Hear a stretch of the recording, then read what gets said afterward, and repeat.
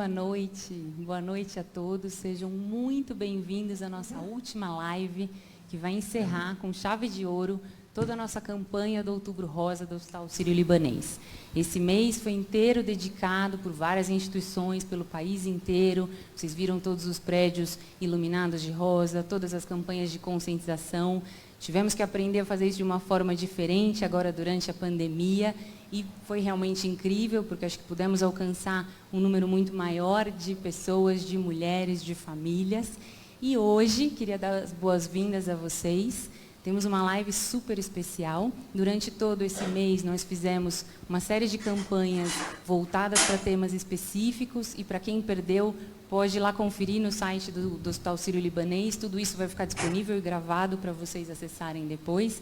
Mas a live de hoje é muito especial porque no centro da discussão nós temos as pacientes, que são as pessoas mais importantes do Outubro Rosa, e essa live vai falar de vida, vai falar de qualidade de vida, de autoestima, de tudo que essas pacientes fantásticas conseguiram conquistar depois do câncer, com a parceria dos nossos médicos e de pessoas super especiais para comentar. Claro que essa live fica muito mais importante com a participação de vocês que estão nos acompanhando de casa, então já podem ir mandando as perguntas pelo chat, nós teremos um tempo especial dedicado para responder essas perguntas, né?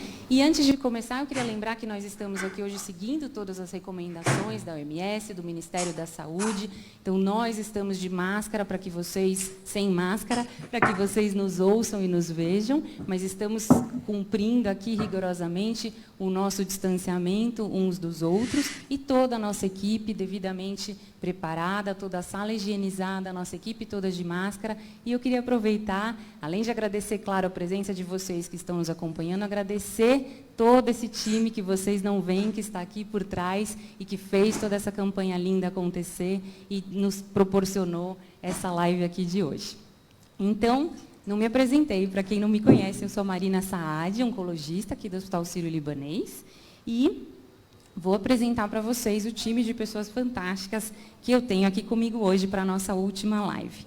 Então, aqui do meu lado, o Dr. Felipe Andrade, ele é médico mastologista aqui do Hospital Sírio-Libanês, coordenador da residência em mastologia, coordenador do ambulatório de mastologia da nossa filantropia do Hospital Sírio-Libanês. Boa noite, Felipe, obrigada pela presença. Boa noite, obrigado, Marina. Como médico, como outra médica, nós temos lá diretamente de Brasília, a doutora Gabriela Moreira. Ela é médica radio-oncologista do Hospital Sírio-Libanês de Brasília e do Hospital Universitário de Brasília. Boa noite, Gabi. Boa noite, Marina. Boa noite a todos. E agora eu vou apresentar as nossas queridas pacientes fantásticas que vieram aqui hoje nos prestigiar e poder contar um pouquinho das suas histórias para vocês. Então, aqui do meu lado eu tenho a Gislene Charaba, linda, modelo, comunicadora, empreendedora digital, influenciadora. Boa noite, Gi. Boa noite, Mar. Prazer estar aqui com vocês. Tem a Ieda Coelho, lá em Brasília. Ela é perita criminal da Polícia Civil do Distrito Federal, aposentada, casada, tem 2 filhas. Oi, Ieda. Oi, boa noite a todos. Boa noite. É um prazer estar aqui com vocês. Aqui comigo também eu tenho a Raquel Medeiros, querida, outra lindinha, jornalista, especialista em marketing digital. Oi, Raquel. Oi, gente, boa noite. É um prazer estar aqui. E a Silvia Adriana Rodrigues, colaboradora aqui do Hospital Sírio-Libanês, em São Paulo, aqui há 7 anos trabalhando com a gente. Ela atua na área de serviços de alimentação como copeira. Oi, Silvia. Boa noite, doutora. É um prazer estar aqui. Boa noite. E lá em Brasília, a Edilene, também nossa colaboradora do Hospital Sírio-Libanês, há quase 9 anos. Ela atua na área de hospitalidade, na linha de frente do atendimento do nosso Centro de Oncologia. Boa noite, Edilene. Boa noite, gente. É um prazer estar aqui com vocês hoje, dividindo um pouquinho do que nós passamos, trazendo conhecimento para vocês e prosperidade. E para finalizar, eu tenho a alegria de apresentar para vocês a Sara Roberta dos Santos. Ela é a nossa consultora de imagem do nosso Centro de Oncologia e uma super parceira em ajudar as pacientes a se sentirem melhor, já que a gente vai falar de autoestima, de beleza. Ela é a super pessoa que nos ajuda nisso. Boa noite, Sara. Boa noite. Também me sinto honrada pelo convite e a oportunidade de falar um pouquinho sobre o nosso trabalho com os pacientes aqui do Centro de Oncologia. É isso aí. Então, lembrando que o nosso grande objetivo é a interação. Então, mandem as suas perguntas. Na medida do possível, a gente vai tentar responder todas.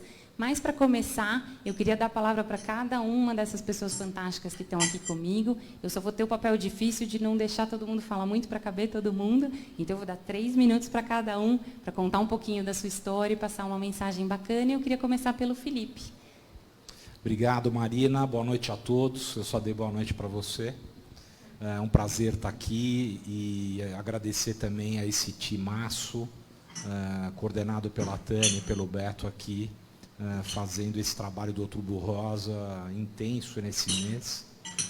E, Marina, minha mensagem, acho que a mensagem que todos nós combinamos, até porque realmente é a mensagem bacana, para um final de Outubro Rosa, deixar uma mensagem de esperança, uma mensagem de coisa positiva, de que depois da doença tem uma vida pela frente, né? A fase, contando um tratamento completo, né, de câncer de mama, a gente sabe que pode durar até 8 meses, né, até 1 ano, mas que depois a vida está aí para frente para ser vivida.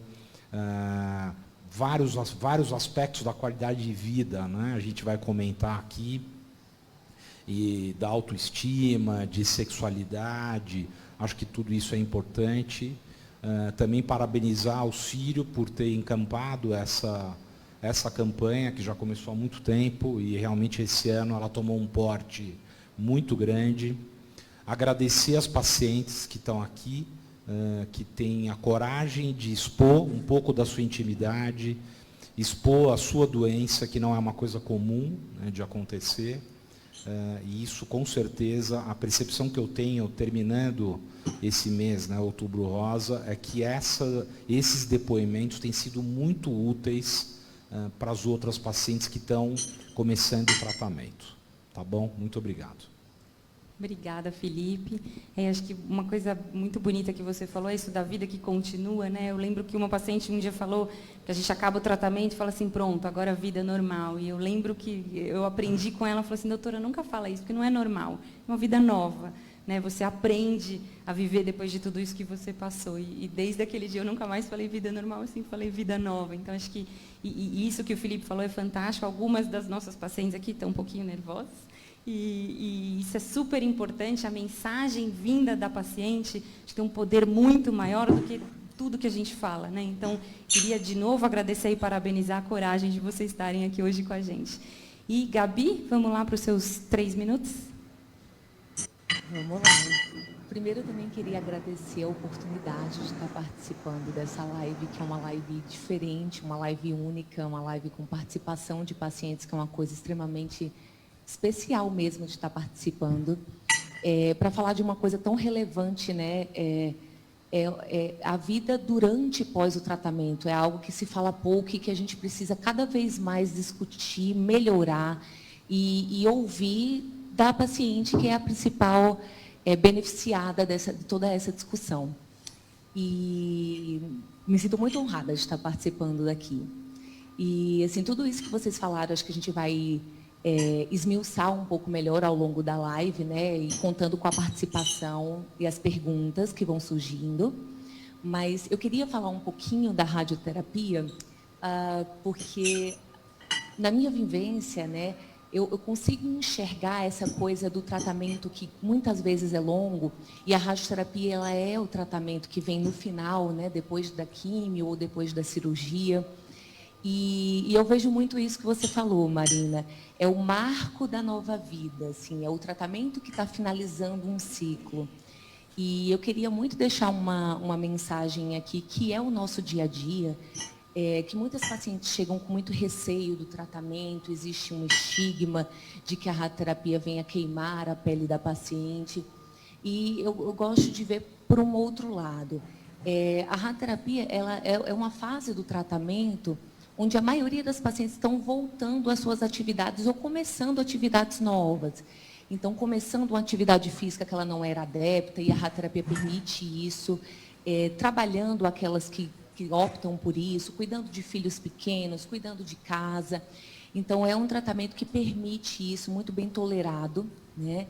E que vem aí um pouco também do autocuidado, que é um dos nossos temas de hoje. É um tratamento que exige um pouco da paciente, um autocuidado ali direcionado, né? Ao que ela pode fazer para amenizar as reações na região da mama, usando os cremes que são orientados pela equipe da radioterapia, tendo cuidado de não exposição solar, que tudo isso conta como autocuidado, né? Além de tudo que a gente já orienta na nossa orientação mesmo durante o tratamento de atividade física, de apoio psicológico, apoio familiar, tudo isso que está envolvido na qualidade de vida durante e pós-tratamento, que eu acho que é onde a gente tem que se preocupar mais. É isso aí, obrigada, Gabi. Então, vamos começar a passar a palavra para as nossas pacientes. E, Gi, quando a Gabi falou do fim da rádio, eu lembrei muito de você, que foi um momento super emocionante, né, da sua vida. Então, vamos lá para os seus minutinhos para contar um pouco da sua história. Rapaz, achei que eu não ia ficar nervosa, mas estou até tensa. Até as profissionais ficam. Mas sabe o que é? É porque a gente está no Sírio-Libanês, a gente está no hospital, por exemplo. Eu lembro da minha primeira vez que eu encontrei o Dr. Felipe no ambulatório de filantropia, né, que foi ele que me atendeu, foi ele que me diagnosticou. Então, assim, e quão é importante eu estar aqui agora. Porque a gente praticamente passou os piores momentos ali, né, que é toda a recepção do diagnóstico, do que vai ser feito, do que pode acontecer. E, de repente, eu estou aqui agora dividindo esse espaço com ele. E, na sequência, a doutora Marina, que me atendeu também, né, como oncologista. Então, é muito, muito importante mesmo esse bate-papo. E, em especial, estar aqui no hospital. Né, porque em toda a minha história, eu costumo dizer que a parte da cirurgia, para mim, foi a parte mais crítica. E se não fosse essa cirurgia, talvez eu não estivesse aqui. E foi feita aqui. Então, olha que grandeza, né, que requinte. Mas você tocou no assunto da radioterapia, porque também a doutora falou da rádio. Meu tratamento inteiro foi, eu acredito que vocês sabem até melhor do que eu. Ele foi super humanizado, foi direcionado, né? Dr. Felipe teve esse cuidado de fazer uma reunião para saber como que seria feita a cirurgia, por conta de eu ser modelo, né? Então, de esconder possivelmente as cicatrizes, ter a possibilidade da retirada do osso, onde estava afetado também, porque eu tardiei os meus exames. Então, é importante lembrar que eu falo isso, que eu tardiei os exames, justamente para as outras pacientes não tardiar, não ter medo, entendeu? E durante todo o processo foi feito um tratamento humanizado, mas a parte da radioterapia, que é o final, que você parece que você está ficando órfão, sabe, do tratamento. Então, foram 36 sessões de rádio, e quando eu falo isso, as pessoas se assustam, mas é porque foi no externo, né, no osso, onde foi retirado, e na axila e na mama esquerda. E eu lembro que eu toquei o sino desesperadamente, que eu falei assim, agora eu vou viver. E não é voltar ao normal nunca. Né? Então, eu sou uma nova mulher, e que bom que eu estou aqui podendo contar histórias, falar de autoestima, falar de autocuidado, que são coisas tão essenciais na nossa vida, e que talvez, né, como vocês falaram, a gente possa passar um recado bem positivo para as pessoas que estão assistindo a gente e falar que é possível. Eu passei por tudo isso e estou aqui, ó.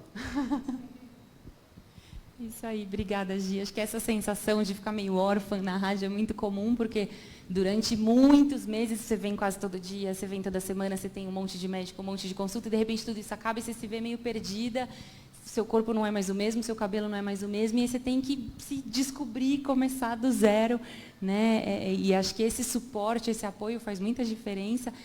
A Gi fez o tratamento na filantropia aqui do Sírio, mas a parte da rádio ela fez lá no Hospital das Clínicas, onde eles têm um sino que toca quando termina, por isso que ela falou do sino, e que foi um momento super emocionante, por isso que eu lembrei assim que a Gabi falou. E puxando o gancho para nova fase, Raquel, conta um pouquinho da sua história para a gente. Oi, gente. Boa noite mais uma vez. A Raquel está na nova fase há menos tempo. A fase é bem recente. Eu fui diagnosticada no ano passado, em setembro. Foi tudo muito rápido, inesperado, como sempre é, para todas nós, a gente nunca espera. Mas eu acho que após o choque inicial, o câncer ele tem isso, ele é muito transformador. Após o choque natural inicial, o pavor, né, que todas nós sentimos, é humano, eu acho que vem uma capacidade de entendimento e de autopercepção que pode ser muito poderosa, né, pode ser muito transformadora. Então, acho que foi isso que aconteceu comigo. Quando vocês falaram sobre que nunca vai ser normal, eu meio que discordo um pouco, porque durante todo o meu tratamento, desde a primeira químio, eu persegui a minha normalidade, né? Então, assim, eu queria viver uma vida normal e eu vivi. Eu vivi uma vida normal, claro, concomitante a um tratamento que trazia seus efeitos colaterais, suas questões, mas eu acho que eu vivi uma vida de muito maior qualidade, entendendo que eu tinha uma questão, uma doença que precisava de cuidado, de atenção, de mim para comigo mesma, que isso sim me trouxe uma qualidade de vida, um entendimento de que eu precisava me exercitar, de que eu precisava levantar da cama, de que eu precisava lutar por aquilo, para além de tudo que estava sendo feito por mim aqui nesse local, nesse hospital, na pessoa da doutora Marina, minha querida médica oncologista, que me acolheu muito humanamente, muito bem. Mas eu acho que o grande desafio hoje, que envolve todos os pacientes, seja câncer de mama, tem uma questão a mais, porque te fisga fisicamente, né? É uma doença que pode trazer muitas sequelas. Mas eu acho que o grande diferencial nessa lida com a doença é realmente a gente aprender a se olhar com mais amor e com mais generosidade. Eu acho que fez toda a diferença para mim. Que linda, obrigada. Queria pedir para a Sílvia contar um pouquinho da sua história também. A Sílvia já está há mais tempo, né? Já faz 3 anos, né? Sim, 3 anos. Conta um pouquinho, Sílvia. Então, foi em outubro, aliás, foi em agosto de 2017. Eu fui fazer um exame periódico, porque eu sou funcionária daqui do Sírio, e eu queixei com o doutor na época das agulhadas que eu sentia, né? E ele falou assim, tá, então vamos fazer um check-up, né? Eu falei, tá bom. Aí eu marquei num sábado, e aí fiz a mamografia e a ultrassom de mama. E eu nunca na minha vida imaginava que eu iria receber esse diagnóstico. Mas naquele dia não foi falado, nem nada disso. Só foi a médica que fez todos os meus exames, fez um monte de perguntas e eu fiquei apreensiva. Aí era um final de semana, numa segunda-feira, o Sírio me ligou e disse que era para eu vir mais cedo para passar na medicina. E eu estive e o médico falou que eu estava com câncer e era maligno. Então, ali o meu mundo acabou, né? Eu fiquei perdida ali, mas pelo fato de eu trabalhar aqui em andares com médicos, com enfermagem, todos eles me deram um apoio assim que eu nunca imaginei. Se eu não tivesse aqui, acho que eu não teria força. E aí eu fui tratada com todo o carinho, com todo o amor, com o doutor José Luiz Bevilacqua, que fez a minha cirurgia. Aí depois ele me passou para a doutora Andréa Shimada, que eu amo também, que ela é minha oncologista, e já fazem 3 anos, né? Eu fiz 16 químio, 25 rádio. Eu sou privilegiada por estar aqui por 2 vezes, né? E eu sou muito grata, muito assim, por estar aqui no Sírio e por fazer parte de tudo isso e ter o tratamento que eu tive, que se fosse em outro lugar eu não teria. É isso aí, acho que a questão do trabalho, né, Silvia, é super importante, assim, tanta desinformação que a gente tem, das pessoas acharem que a paciente que está com câncer, seja um câncer inicial, seja um câncer metastático, não pode trabalhar, tem que ficar em casa, não tem direito ao emprego, e isso às vezes causa um transtorno na vida absurdo, né? E o que vocês estão vendo das nossas histórias todas aqui é que todo mundo tocou em frente, continuou trabalhando, fez suas coisas, foi atrás. É claro que aprendendo um monte de coisas novas, mas acho que quanto mais a gente fala sobre câncer, mais a gente tira esse mito, né? A gente tem que falar sobre isso, é uma doença muito frequente. A gente tem dados que mostram que são 1 em cada 8 mulheres. Então, naquele momento que você recebe o diagnóstico e parece que o chão caiu e que você pensa que você vai morrer, e aí você respira e ganha força e fala assim, bom, não é porque eu, é porque não eu. Se é uma doença comum, eu estou aqui, vamos lá. E acho que é por isso que é tão importante a gente trazer essas histórias de superação, né? Então, agora vamos passar a palavra lá para a turma de Brasília. Edilene, conta um pouquinho para a gente. Bem, gente, boa noite. Eu fui diagnosticada com câncer de mama em 2017, fazendo exames de rotina, porque sempre nas minhas férias eu tiro um tempo para mim, para estar fazendo meus exames, e fiz aqui na Oncologia do Sírio-Libanês, que há 3 anos atrás nós não tínhamos o hospital ainda, tínhamos só o Centro de Oncologia e de Diagnóstico. Fui fazer ecografia com o Dr. João Paulo, e lá nessa ecografia ele viu que tinha um negocinho errado. Aí pediu a biópsia, né?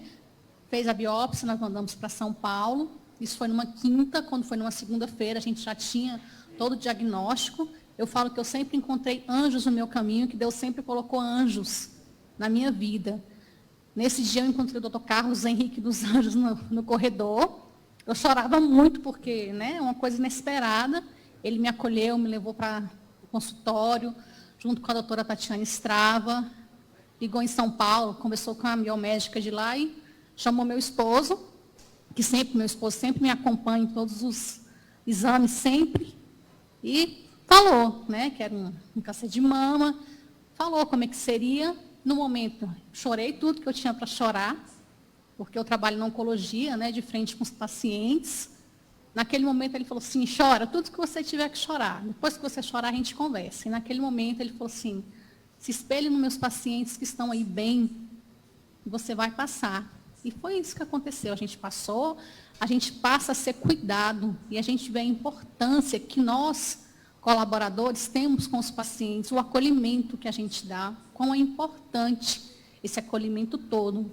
Então, assim, eu sou muito grata, porque eu só encontrei pessoas maravilhosas, fiz quimioterapia, fiz a cirurgia com a doutora Daniele Calvano, depois fiz a radioterapia com a doutora Gabriela. Os meus colegas de serviço me acolheram assim, sem palavras, para agradecer todo o carinho, toda a dedicação e todo o amor que eles tiveram e ainda têm comigo. E eu friso, sim, para todo mundo a importância de tirar um tempo, sim, para você se cuidar, para você fazer exames, porque tudo no começo é mais fácil. E a importância que a gente tem de ter familiares, pessoas boas ao nosso lado nesse momento. E aos homens, né, maridos, a importância que está ali acompanhando a gente, que é muito importante. Eu sou muito grata a Deus, porque eu tenho pessoas maravilhosas. Meu marido, meu filho, que assim, são meus anjos também, que sempre me deram muita força. Então, assim, cerquem-se de pessoas boas nesse momento, familiares, que estão ali para te apoiar, para te dar todo o apoio, né? Então, obrigada a todo mundo, todos meus primos, minhas primas, todos os meus familiares que sempre me ajudaram. E obrigada aqui ao Sírio-Libanês, aos meus colegas, por me amarem. E naquele momento eu vi que eu era muito amada e ainda sou por todo mundo. Então, assim, se cuidem. No diagnóstico de câncer, as pessoas já vêm estigmatizado que é uma sentença de morte. Não é. É vida. Porque ali você se reencontra, você fala que você quer viver realmente. Então, cuide-se. Ah, que lindo, obrigada. Queria aproveitar para contar um pouquinho só sobre esse nosso projeto. A gente tem aqui dentro um programa que eu tenho o maior orgulho de falar sobre ele, porque acho que é uma coisa muito bacana, que chama Cuidando de Quem Cuida. Então, a gente tem um programa em que todas as nossas colaboradoras podem receber todo o tratamento aqui dentro, o mesmo nível de tratamento que a gente dá para todos os nossos pacientes, elas recebem aqui da equipe com quem elas trabalham. Então, acho que isso é uma oportunidade super bacana e que do qual a gente tem muito orgulho de fazer parte, né? E Eda, vamos lá, terminar com você na rodada das pacientes. Pois bem. Então, eu fui diagnosticada em 2017. E eu estava começando uma fase nova, porque eu tinha acabado de me aposentar. E eu sempre fui uma pessoa muito agitada, de fazer 1000 coisas. Então, eu estava com 1000 planos para a vida, né? E do meu exame também de rotina, né? Que eu fazia principalmente, não assim por preocupação, mas por, assim, uma rotina mesmo, né? Então, eu fui fazer e fui diagnosticada com esse câncer. Bom, a princípio, realmente, eu não fiquei muito preocupada, assim, não fiquei muito tristonha. Eu aceitei e conversei com meu esposo e logo de início nós decidimos que nós íamos lutar. Eu sempre fui uma pessoa muito, assim, positiva, nunca levei as coisas para o negativismo, então eu pensei, não, eu vou lutar. Eu tenho motivos para lutar. Eu tenho uma família, eu tenho filhas, eu tenho um marido que me ama e que eu amo também e vai estar ao meu lado. Então, vamos em frente. Nós tínhamos viagens marcadas, um casamento que nós íamos ser padrinhos, e no mesmo momento nós decidimos parar tudo e me priorizar. E foi isso que nós fizemos. Eu fiz a cirurgia, nós optamos por fazer a mastectomia radical, a das 2 mamas, né? E logo em seguida eu comecei logo a quimioterapia. Fiz todo o processo, e logo em seguida também eu já comecei a me animar, em casa mesmo, ainda não podendo ir para a academia, mas eu me exercitava sozinha, fazia alguns alongamentos para melhorar a minha condição física, fazia minhas caminhadas, e foi esse processo. E o que o câncer trouxe para mim? Eu penso, me trouxe isso que a Edilene falou, a oportunidade de me ver amada, principalmente pela minha família, pelo meu marido, pelas minhas filhas, de descobrir pessoas maravilhosas nas pessoas dos médicos que cuidaram de mim, doutora Daniele, doutora Josiane, minha mastologista, que não é do Sírio, mas uma pessoa maravilhosa, que me encaminhou para o Sírio. E todas essas pessoas e os amigos que foram, assim, um combustível para que a gente não desistisse da vida. Porque, na verdade, eu nunca pensei nisso, né? Então, eu estou falando isso para que uma outra pessoa que recebeu um diagnóstico de câncer, nunca pense que tenha que estar derrotada, que tem que desistir. Não, tem que lutar. Tem que lutar porque sempre vai valer a pena. E o que eu descobri, que nesse processo do tratamento do câncer, eu podia ser uma pessoa melhor. Eu comecei a me conhecer mais, a fazer as coisas para mim, a descobrir novas potencialidades, porque o câncer, graças a Deus, ele não me restringiu de nada. Eu comecei a trabalhar as minhas limitações, as minhas fraquezas, e fui me descobrindo, e agora ainda estou nesse processo de descobrimento. E estou buscando ser uma pessoa melhor, não uma pessoa a melhor, mas uma pessoa melhor para mim e para todas as pessoas que estão ao meu redor. E que eu possa levar também essa mensagem de vontade de viver e de querer crescer, de aprender, porque a vida começou agora, né? Recomeçou.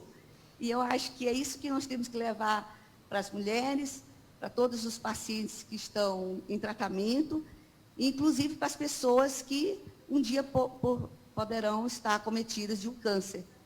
Que elas têm que lutar, porque a vida é muito linda e vale a pena viver. É isso. Que linda, obrigada. Então, para finalizar a nossa rodada, aproveitando esse gancho dessa descoberta de tentar ser uma pessoa melhor e de começar aí essa nova vida cheia de novas prioridades, eu queria pedir para a Sara contar um pouquinho do trabalho lindo que ela faz aqui com a gente. Boa noite.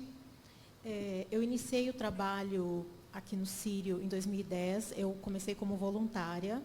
Em 2013, ainda no Corpo de Voluntárias, nós organizamos um projeto que fosse voltado para um cuidado da paciente, ainda com turbantes, com coisas mais básicas.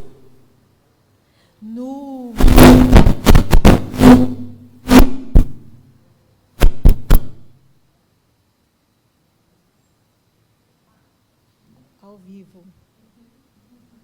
Pode? Posso seguir?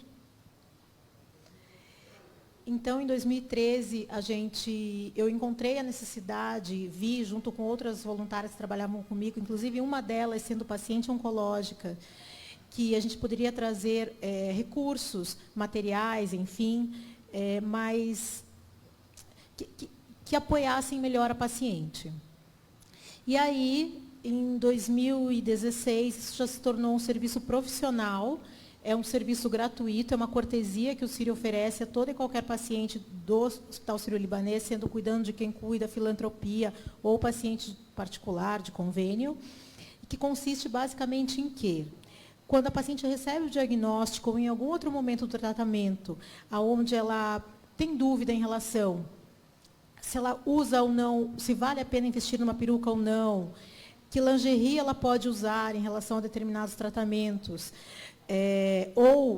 em relacionado aos sintomas que ela vai ter, enfim, como o corpo dela pode mudar, qualquer coisa relacionada a isso, ou algum evento que ela tenha e que, de alguma forma, ela se sinta desencorajada a ir a esse evento, ou até a vida social dela, ou até dentro de um relacionamento, porque ela acha que a imagem dela pode mudar, o meu papel é orientá-la com tudo que se refere à imagem. Então, a gente fala de cabelo, ou assumir a própria careca, roupa, mas o principal é incentivá-la que ela fique bem na própria pele, que ela se sinta bem com ela mesma e que ela se fortaleça. Então, a gente, além disso, desse trabalho que a gente tem aqui na equipe Multi, existem, que já fez parte de outras lives, a psicóloga, a nutricionista, que nos ajudam a fazer esse trabalho também de fortalecimento, que independente da imagem, como não só de tratamento de mama, mas de outros tipos de cânceres que a gente acompanha aqui no hospital, que é o meu caso, ela fique bem com ela mesma. Obrigada, Sara. Acho que uma coisa muito importante que a gente percebe, né, Sara, que a gente vê na fala, acho que de todas vocês, é o suporte, né? Acho que ter alguém que pegue na sua mão e fala assim, eu vou com você no cabeleireiro, eu vou com você na hora de raspar o cabelo, fica tranquila, eu vou te ajudar a escolher a peruca, só isso já tira um peso, né? E eu acho que isso é bacana para quem está de casa ouvindo e tem um familiar com câncer, e tem uma amiga com câncer, porque as nossas pacientes todas aqui, com certeza, têm um relato de alguma coisa estapafúrdia que elas já ouviram, do tipo assim, você está com isso, minha tia teve isso, morreu. Por que as pessoas ainda falam isso, né? Então, acho que realmente o suporte, o apoio faz muita diferença, né? E aí eu queria puxar esse gancho já para trazer uma pergunta que veio da Valéria Benini, e eu vou dirigir essa pergunta para a Gi, que é sobre dar a notícia para o mundo, ou esconder. O que você preferiu? Como é que você fez, Gi? Contar ou não contar para todo mundo que você está com câncer? Bom, não dá nem para mentir nesse caso, né? Mas, no primeiro impacto, eu fui ao contrário, né? Você falou de suporte toda. Eu sou autônoma, moro sozinha aqui em São Paulo, e recebi praticamente a notícia sozinha, não era casada, não tinha filhos. Aliás, depois eu quero falar algumas coisas sobre isso, né? E eu lembro, você fugiu da notícia um pouco, eu né? fugi um pouco da notícia, doutor Felipe está aqui, que não me deixa mentir. Então, eu tive a negativa, a princípio, né? Eu lembro perfeitamente desse dia. Eu falei assim, ele falando, ele contando tudo, o que a gente ia fazer, retirar a mama. E eu assim, não. Eu acho que foi os meus maiores nãos, assim. Aí eu lembro de uma voluntária na filantropia, me pegar pela mão, eu acredito que seja a Valéria, e eu chorando muito, e ela me aconselhou, não, volta lá, conversa com ele e tal, enfim. Voltei, mas primeiro eu tive a negativa. E aí a gente ia começar com a cirurgia, né, doutor? A gente ia começar com a retirada do tumor, e eu estava feliz por isso, porque eu falei assim, eu vou tirar umas férias, não vou contar para ninguém, não vou contar para a internet, não vou contar para trabalho, para ninguém, 40 dias eu estou de volta.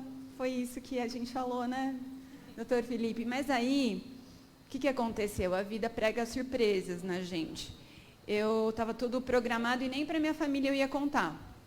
Só que, fazendo os exames aqui no Sírio para a cirurgia, né, que ia acontecer em 2016, a gente descobriu um segundo foco, uma metástase no osso. E aí o doutor Felipe, de novo, né, virou e falou assim, Gi, aí veio junto com a Marina e me apresentou todo mundo, e falou assim, ó, a gente vai ter que trocar seu tratamento, então a gente não vai começar pela cirurgia, a gente vai começar pela quimioterapia. E aí não dava para mentir, gente, aí não dava para esconder, não dava para fugir, e eu segurei a notícia o máximo que eu pude, mas depois eu percebi que quando eu fui para a internet para buscar as melhores informações, o que tinha, ninguém assumia o problema. Ninguém falava sobre a doença, eu não via ninguém curado, era sempre morte, era sempre coisas horríveis. Eu virei e falei assim, eu preciso falar que isso está acontecendo com uma pessoa jovem, com uma modelo. Se eu não falar, quem que vai falar? Né? E aí eu resolvi assumir isso abertamente nas redes sociais e para todos os meus trabalhos e possíveis trabalhos. Eu consegui trabalhar durante a quimioterapia um bom tempo, mas eu ficava mal, depois eu voltava a trabalhar. Mas, assim, falando exatamente de abrir, né? É um momento tão delicado, e eu lembro que eu fui por partes. Eu tive que levar a notícia para o interior, para minha família, depois eu tive que levar para cada um dos lugares onde eu trabalhava, para cada empresa, e até que eu cheguei ao ponto de falar assim, não, vou falar na internet e seja o que Deus quiser. Então, é difícil, e eu tive a notícia por 2 vezes, então, ao mesmo tempo, sabe? Mas eu primeiro tive a negativa, e depois eu assumi a rédea disso, e segui alguns conselhos, tanto do Dr. Felipe quanto da doutora Marina, de focar sempre no bom, né? Eu vi que a Adriana falou do maligno. Eu costumo sempre dizer que a gente podia tirar esse nome, né? Vamos tirar esse sobrenome do câncer, porque eu acho que, às vezes, isso que atrai esse olhar errado, sabe? É importante a gente não romantizar o câncer, mas demonizar também não é o caminho. Perfeito, Gi. Tem até um comentário aqui da Camila Nascimento, que acho que é bem isso, que a luta não é contra o câncer, mas sim pela vida. Exatamente, Camila, acho que é bem isso. E aí eu queria puxar para você, Felipe, tem uma pergunta aqui da Andréia, um comentário, na verdade, sobre a pandemia. E acho que isso é um ponto que vale muito a pena a gente falar, que a gente veio falando disso todo esse mês de outubro. Lembrando que esse ano a gente teve 1 milhão de mamografias a menos, né? Então, um número muito grande de mulheres que deixaram de fazer seus exames.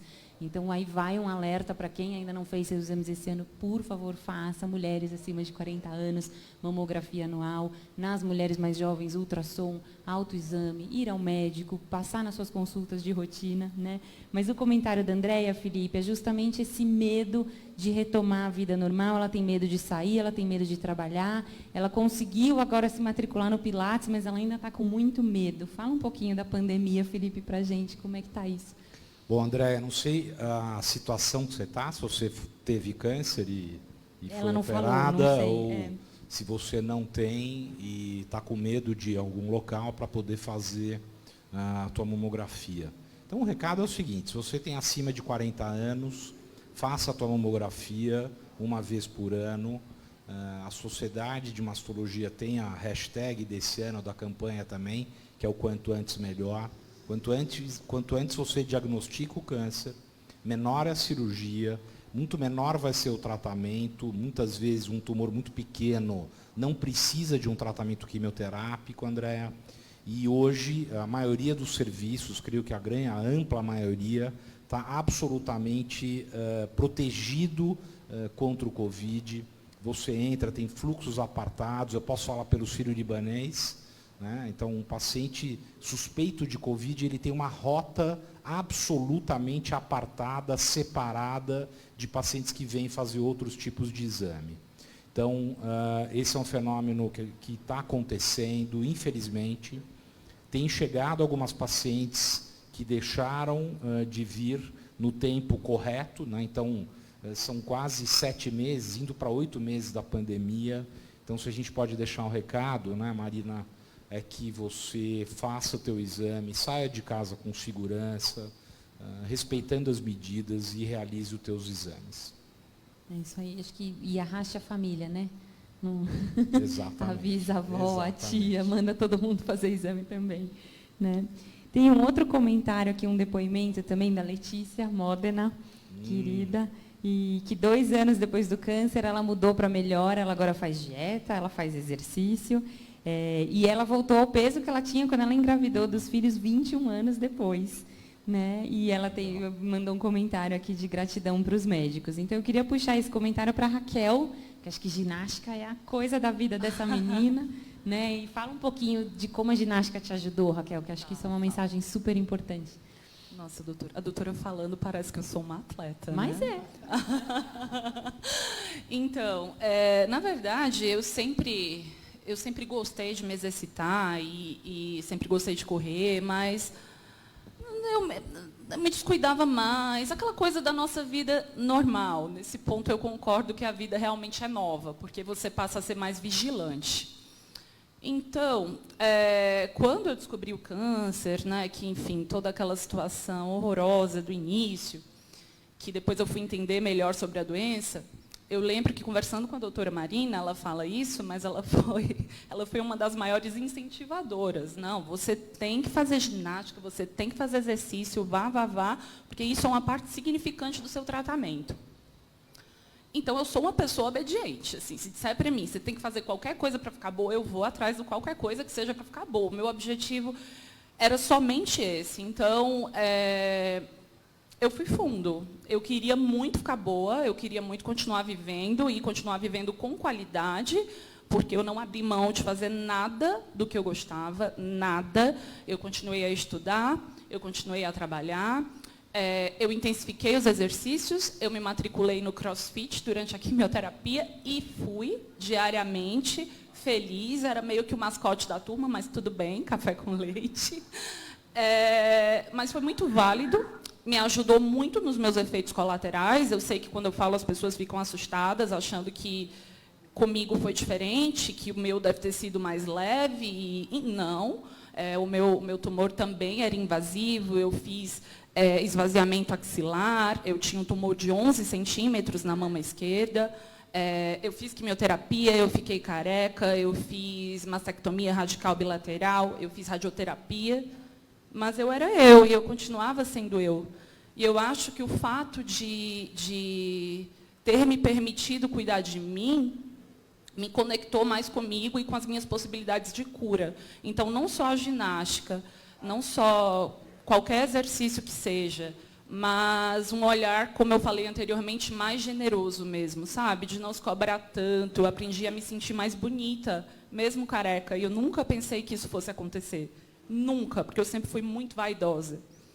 Então, realmente foi um divisor de águas na minha vida, porque em algum momento eu decidi encará-lo como vida, né? Não como morte, não como sentença. Eu decidi encarar o câncer como alguma coisa que veio para me mudar, algo que precisava ser mudado e que eu precisava olhar com carinho. Então, eu acho que é por aí, é fazer o que for necessário para ficar bem. Isso aí. E tem uma outra que tem um super exemplo de ginástica, que é a Ieda, né? Conta pra gente sobre a sua remada, que é fenomenal essa história. Então, eu antes do câncer, eu praticava exercícios, mas não muito regularmente. E logo que eu tive o câncer, e logo que estava liberada, eu voltei logo para a academia, rapidamente, assim, fazendo dentro do meu limite, né? Comecei a treinar. E ano passado eu tive a oportunidade de conhecer um grupo chamado Canomama, que é uma ONG aqui em Brasília. Nós temos uma atleta, a Larissa Lima, que ela era uma atleta de corrida de aventura. Ela também teve câncer em 2014. E logo que ela ficou boa, ela teve um desafio foi convidada pelo um mestre de canoagem a juntos implementarem aqui no Brasil o Canomama. O Canomama é um projeto que ajuda as mulheres que sofreram mastectomia a readquirir os movimentos, né? Porque uma das sequelas da mastectomia é o linfedema, né? Então, eles têm uma comprovação científica do criador desse método, que a prática da canoagem, ela traz uma qualidade de vida na reabilitação desses movimentos, na diminuição desses edemas, né? E, às vezes, até evita que aconteçam. E outra coisa, essa atividade, ela traz para a gente uma melhora geral. porque ela nos traz assim, uma interação, nós ajudamos umas às outras a vencer as limitações e também traz uma melhora na nossa autoestima, porque a gente passa a se exercitar mais. Muitas das mulheres que começaram, não faziam ginástica, e começaram a fazer, e começaram a emagrecer, e a gente fica se sentindo mais bonita, e isso altera a nossa libido, ajuda no modo global. Então, uma coisa que eu acho muito importante, esse resgate que o câncer, ele possibilita a gente, da gente buscar se gostar, de se cuidar, se amar mais. E a ginástica é um meio maravilhoso para isso. Qualquer atividade física é um meio maravilhoso que nos possibilita a se voltar para si mesma, se amar mais, né? Esse é um autocuidado maravilhoso, a prática de uma atividade física, que eu aconselho muito.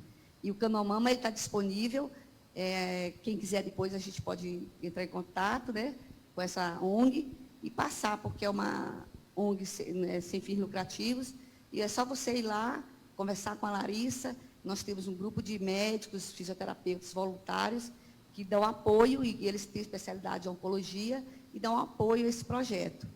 E é uma oportunidade de nós ajudarmos várias mulheres a ficarem bem consigo mesmas e com a vida.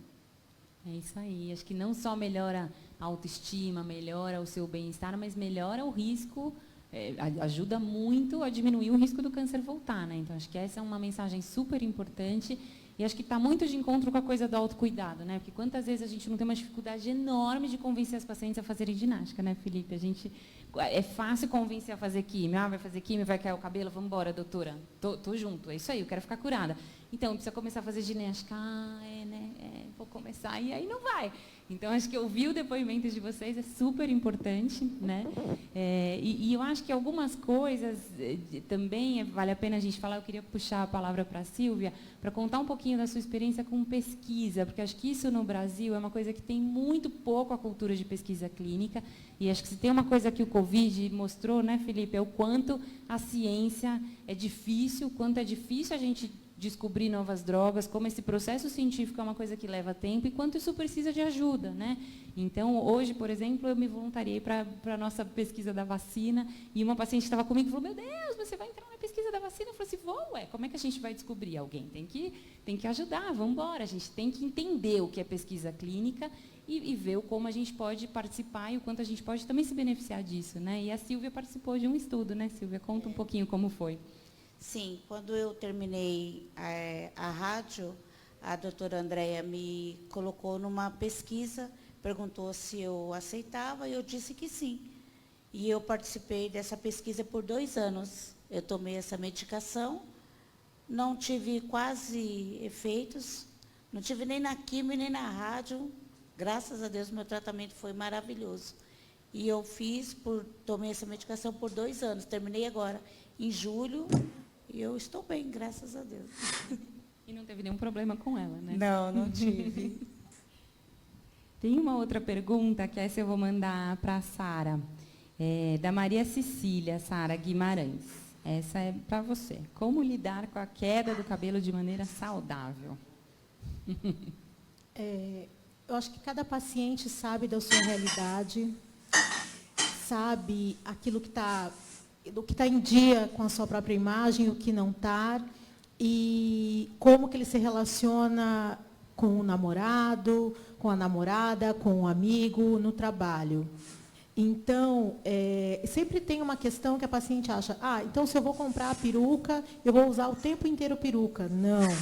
Então, se eu não quero decidir agora, eu tenho que decidir agora que eu recebi o diagnóstico, na primeira quimioterapia eu já tenho que tomar uma decisão.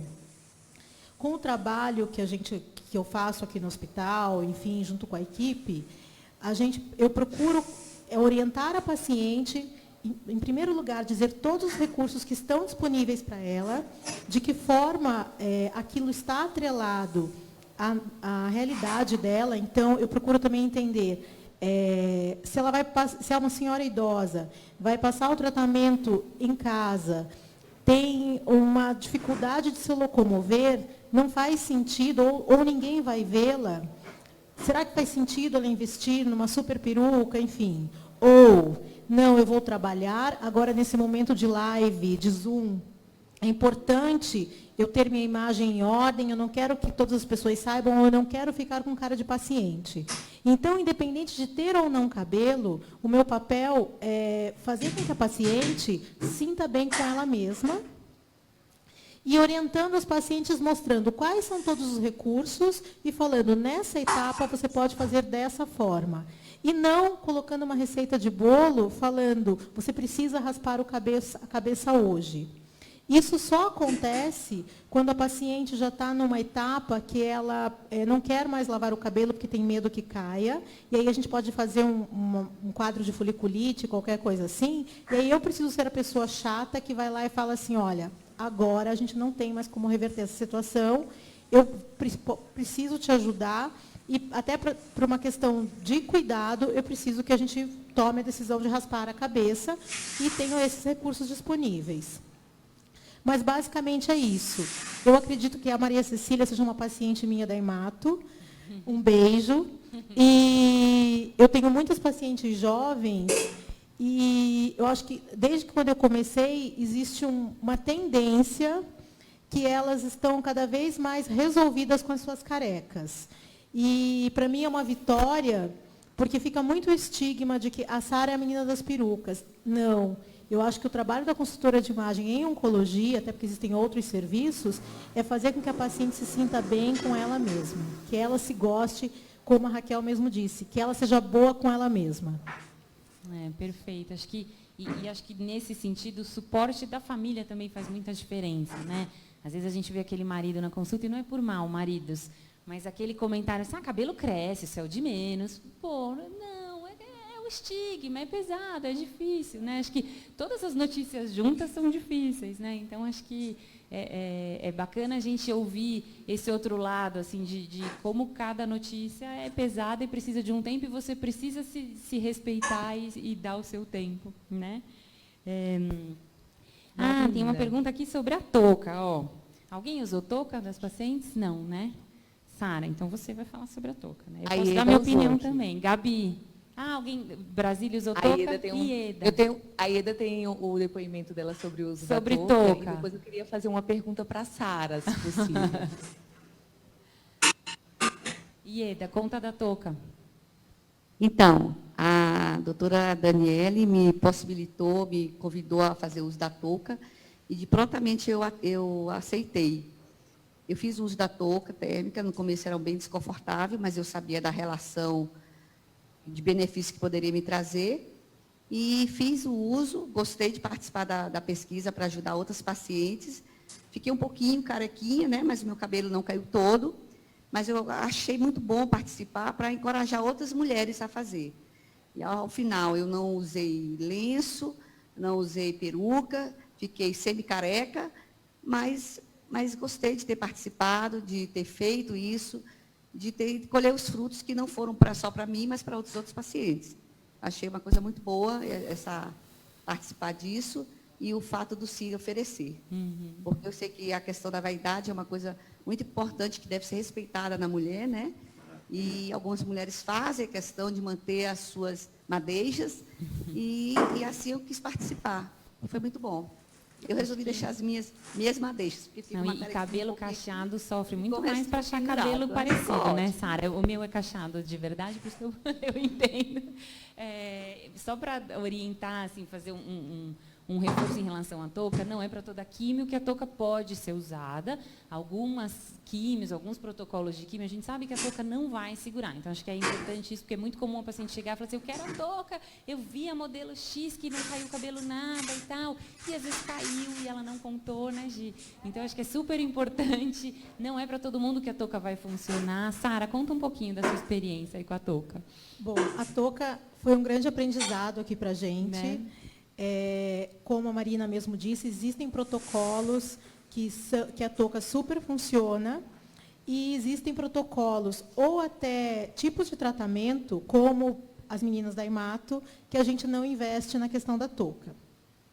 Quando que a touca tem mais chances de funcionar com um protocolo compatível? A densidade do cabelo, que é a quantidade de cabelo que uma pessoa tem por centímetro quadrado, já influencia no sucesso da touca. Por quê? Se eu tenho muito cabelo e eu perco 30% ou 50%, eu ainda tenho cabelo. Mas se por uma questão genética, enfim, de densidade de cabelo, ou até por pacientes que já vêm com uma questão de alopecia androgenética, que é aquela questão do cabelo mais rarefeito aqui no topo da cabeça, e eu perco 50% do cabelo, um cabelo mais fino, um cabelo mais claro, eu vou sentir muito mais falta desse cabelo. Então, de primeira, a gente já tem essa saída. Quem tem mais cabelo tem mais vantagem. E aí existem os tipos de cabelo, e eu acompanhei diversas pacientes que também são mais frágeis, e tem um mito que muitos pacientes acham que o cabelo afro, que o cabelo crespo tipo 4, tipo 5, é um cabelo mais forte. Pelo contrário, é um cabelo mais frágil, porque ele dá muitas voltas, é um cabelo extremamente frágil, até que precisa de vários protocolos para cuidado, né? Que o pessoal que trabalha com beleza sabe. Qual que é o cabelo bom que a gente consegue ter um resultado melhor? Um cabelo mais grosso, que a gente chama de origem mogol, que seria aquele cabelo de pessoas orientais, ou um cabelo de quem tem a origem indígena, é um cabelo, entre aspas, usando um termo mais popular, mais forte em relação à touca. E aí depende muito, que eu falo isso sempre para paciente. 50% somos nós, a equipe, que temos que cuidar em relação a isso. Então, fazer a aplicação correta dessa touca, no tempo correto, até a posição. Existe uma paciente que usa touca, preferencialmente precisa ficar sentada, até para ela ir ao toalete, tem um tempo determinado. E, ao final do uso da touca, quando ela levanta e vai para casa, tem uma série de orientações que a gente faz que ela precisa seguir à risca para ter sucesso. Então, o cabelo de uso de touca não é um cabelo que deva ser escovado, porque a escova é uma tensão. Não é um cabelo que possa ser lavado diariamente, que possa ser tingido. E daí vem sempre o mito: por que não pode ser tingido? Porque quando a gente tinge o cabelo, a gente precisa lavá-lo várias vezes, até porque essa tintura não danifique o couro cabeludo ou o próprio cabelo, e para que a coloração se revele. Então, a gente tem uma série de dicas que a gente vai dar para as nossas pacientinhas que já têm suas raízes, em relação a spray, retoques, enfim, para que a gente vá fazendo o uso adequado disso. E aí, eu sempre falo com as pacientes, eu não tenho bebê, mas eu falo, sabe moleira de bebê, como que a gente lava com delicadeza? É assim que se lava o cabelo da paciente que usa touca. A palavra correta é gentileza. E aí a gente tem, sim, diversos casos de sucesso, que eu brinco que são meus modelos, de pacientes que passaram pelo tratamento com o esforço e capricho delas, protocolo adequado, a touca super funcionou. E acho que a textura do cabelo, né, Sara, durante a touca fica diferente, a cor, o aspecto. Então, acho que é importante entender tudo isso, porque não é que você vai manter o seu cabelo lá lindo, maravilhoso durante todo o tratamento. Vai ser um cabelo diferente. Perfeito. Né? E, às vezes, se alguém que trabalha, por exemplo, ainda mais agora no vídeo, a gente tem ouvido muito essas queixas, né? Fala assim, eu estou ali com a cara no Zoom o dia inteiro fazendo reunião, a gente aparece mais, né? Então, acho que... Eu acho que o cabelo, até existem várias culturas que o cabelo é escondido, porque o cabelo emoldura, assim, o nosso rosto. Ele na cultura brasileira, latina, a gente tem uma valorização do corpo, mas o cabelo é uma questão extremamente sensual e de identidade da mulher. Então, não é pouca coisa, como a Marina falou, quando fala cabelo cresce, eu jamais falo isso para uma paciente minha. Os pacientes ouvem isso, né, gente? Vocês não ouviram isso? Não falem isso para uma paciente. No entanto, quando a gente fala da qualidade do cabelo da touca, é um cabelo mais seco, e eu uso, às vezes, esse termo, que é quase um cabelo morto, é o cabelo que sobrou. Porque quando começa a nascer o que caiu, você vê que é outro cabelo. Então, uma dica, posso dar uma dica? Lógico. A gente adora uma hidratação, né? E a hidratação geralmente é feita com cremes. E para a hidratação pegar, precisa manipular muito, seja em casa ou com um profissional. Eu sempre dou a dica de usar ampola. Por quê? A ampola tem uma quantidade de ativos muito mais efetiva do que a máscara. Então, quando você aplica a ampola, você precisa manipular o cabelo tanto quanto a máscara com maior efetividade. Por isso que eu sempre falo, quanto menos manipular o cabelo, melhor. Lembrando que também a gente não pode ir para o extremo, que não dá para não pentear o cabelo, porque tem paciente que fala assim, então eu não vou lavar e não vou pentear. E aí aparece aqui com dread. E aí a gente tem outro problema. Então, com delicadeza, lava-se no tempo correto, penteia-se com delicadeza, e aí a gente vai atrás do resultado esperado. A Andrea escreveu aqui que ela usou a touca, o cabelo não caiu. Oba! Agora, né? Eu queria puxar para a Gabi. Gabi, acho que tem uma parte que é mais difícil do que o cabelo cair, que é o cabelo crescer, né? E você vive isso com os pacientes, que é a hora que o cabelo está crescendo, porque na rádio acabou a químio, e eu acho que você também acaba tendo um outro lado, que acaba virando assim, aquele relacionamento ali do dia a dia da rádio, que acaba virando meio terapia, né? E acho que essa fase do cabelo crescendo também é bem difícil, né, meninas? Acho que às vezes é mais difícil do que ele caindo.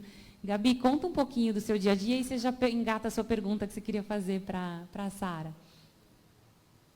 Então, de fato, assim, as pacientes que passam pela quimioterapia e chegam na radioterapia, elas estão naquela fase do cabelinho em crescimento, né? Naquele cabelo que está crescendo. E é sempre uma fase de muita expectativa, assim. Algumas situações, o cabelo está nascendo de uma forma diferente, de uma coloração diferente, e como que isso vai evoluir ao longo do tempo, né? Então, a gente acompanha isso bem de perto, mas de fato, o cabelo cresce, né? E a minha pergunta para a Sara, eu queria pegar esse gancho da questão da autoimagem, é que a gente sabe, né, que muitas pacientes, ao longo do tratamento, elas vão acabar, por questões alheias à vontade delas, ganhando um pouco de peso. Não acontece com todo mundo, mas é uma coisa comum. E imagino que muitas delas precisem passar por essa adaptação, né, da autoimagem. E com esse trabalho tão legal que ela faz de consultoria, imagino que não só a questão do cabelo, mas também a questão de como, né, escolher melhor as roupas, como trabalhar isso, como trabalhar a aceitação, entender que é uma fase, entender que, assim que possível, eu vou buscar correr atrás do meu peso anterior, né? Muitas vezes não dá ali durante o tratamento, às vezes dá, como a gente viu em algumas pacientes. Então, eu queria entender como é que funciona esse trabalho de consultoria em relação à autoimagem do peso, né? Bom, aqui, novamente, a gente tem uma equipe super alinhada. Então, eu vou colocar as duas primeiras possibilidades e daí a minha possibilidade. Se a paciente vem com uma questão prática relacionada ao peso, a primeira pergunta é se ela já alinhou isso com a nutricionista, porque a gente tem esse serviço à disposição para orientação da reeducação alimentar, enfim, qualquer coisa alinhada ao tratamento. Se isso foge a ponto ou vai para um caminho de sofrimento, da pessoa não querer se relacionar, ou não querer ter intimidade com o parceiro, ou, como acontece mesmo, não querer se olhar no espelho. A gente teve casos aqui, claro, casos mais delicados, até da gente ter que cobrir o espelho. Nesses casos, aí, claro que eu preciso do apoio da equipe da psicologia, que a gente trabalha juntas. Quando é uma questão prática, Sara, eu ganhei peso e tudo está me incomodando, e até a gente tem um cuidado funcional, que a roupa apertada para paciente, que às vezes não é nem peso, um volume corporal que ela possa ganhar por conta de soro, medicação, qualquer coisa assim, e a pele, com a pele sendo mais delicada, ficando mais delicada por conta do tratamento, a gente pode ter até uma espécie de lesão, assadura, machucado, porque a roupa está apertando. Então, eu oriento de baixo, desde a lingerie, usar a lingerie adequada, porque eu não sou uma mulher magrinha, e sei que uma lingerie que não é o meu tamanho, ou muito pequenininha, não vai me favorecer. Então, eu falo que mulheres com curvas precisam usar calçolas, sim, falo isso com as minhas pacientes. Felipe, vá anotando. E a gente precisa, então eu sempre falo, quer ficar com o corpo em ordem, sendo a magrinha ou a gordinha, usa a lingerie certa, que já vai começar de baixo. E aí a gente vai para as modelagens, que são modelagens que nem marquem o corpo de uma forma que comprometa, que mostre uma celulite, qualquer coisa assim. E aí existem regras super fáceis que eu passo para os meus pacientes, que se você vai usar uma roupa justa, você precisa usar um tecido que seja compressor, no sentido de uma boa malha, de uma malha com grande densidade, que seja uma malha grossa, que não marque, Ou você precisa usar um tecido mais fluido, ou uma modelagem próxima ao seu corpo, mas que não seja agarrada ao seu corpo. Porque isso vai fazer o quê? Quando a gente usa modelagem próxima? Ela dá o teu tamanho corporal, exatamente a sua volumetria, mas sem aumentar essa volumetria.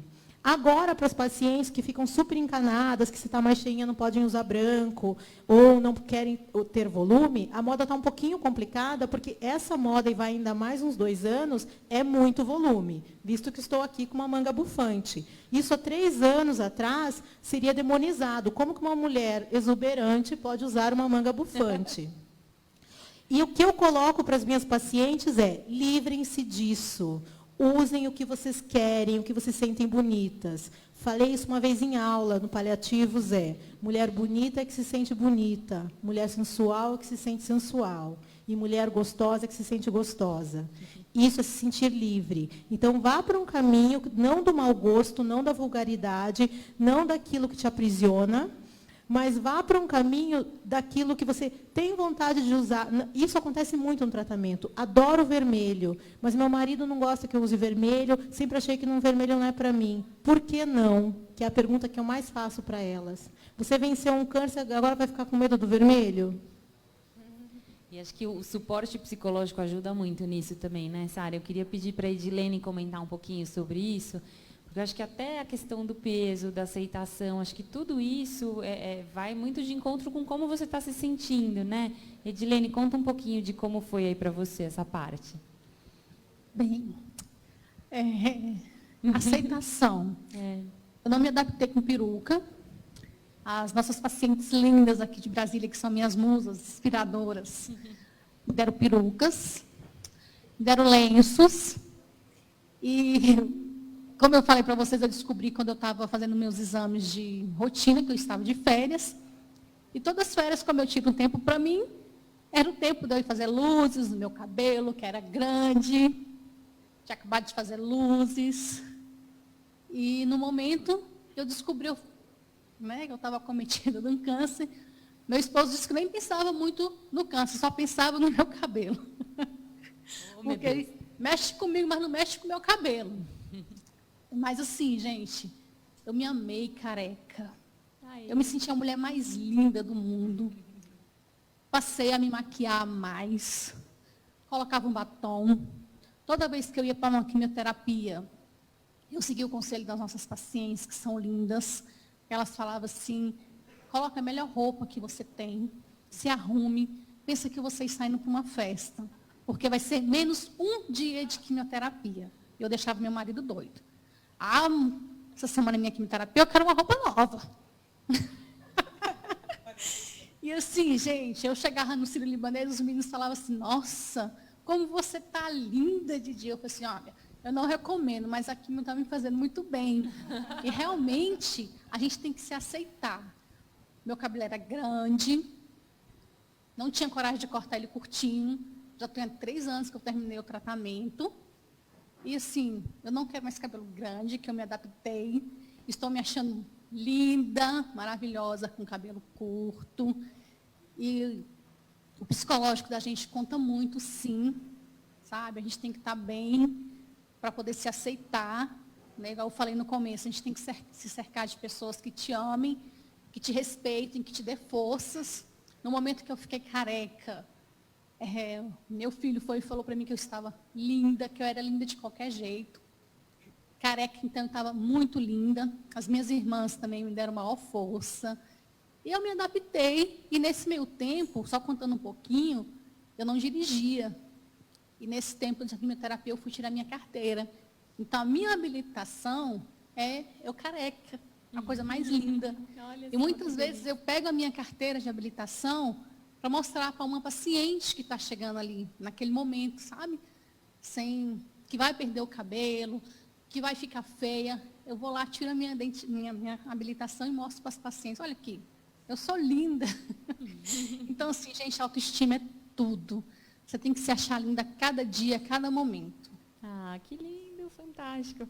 Olha só, tem um comentário aqui da Tereza Cristina Arruda, falando justamente isso, que o problema de ficar careca é que as pessoas te olham como se você tivesse condenado à morte, que isso é muito triste, né? E acho que a nossa missão aqui hoje é justamente quebrar esse paradigma, né? Olha que relato lindo de como você se assumiu careca, está lá careca na carteira de motorista, né? Acho que todas vocês com certeza passaram algum momento de ir no mercado, de ir em algum lugar e que você estava lá de lencinho, as pessoas ficam olhando com aquela cara de dó, ainda mais jovem, né? Acho que jovem, então, fica, ai, tadinha, tão novinha, né? Mas eu acho que isso não é motivo para você não se assumir careca e vir linda, com a sua melhor roupa, maravilhosa, né? E tem uma pergunta aqui da Lilian Andrade, Felipe, para você, super legal essa, sobre reconstrução, que acho que é um assunto super importante para a gente falar, e para falar que não é na primeira vez, na primeira cirurgia, que vai ficar necessariamente bonito e que isso demanda paciência e tempo, e também falar um pouquinho sobre o direito de reconstrução. Lilian Andrade, Lilian, a Lilian, a Gi falou que conhece a Lilian. Lilian, a reconstrução é um direito, não tem a menor dúvida. E aí, assim, são fases diferentes, né? Então, se eu tenho um tumor pequeno, como eu comentei da mamografia, muitas vezes eu consigo, como cirurgião, fazer apenas um remodelamento local e o impacto estético para essa paciente é muito pequeno.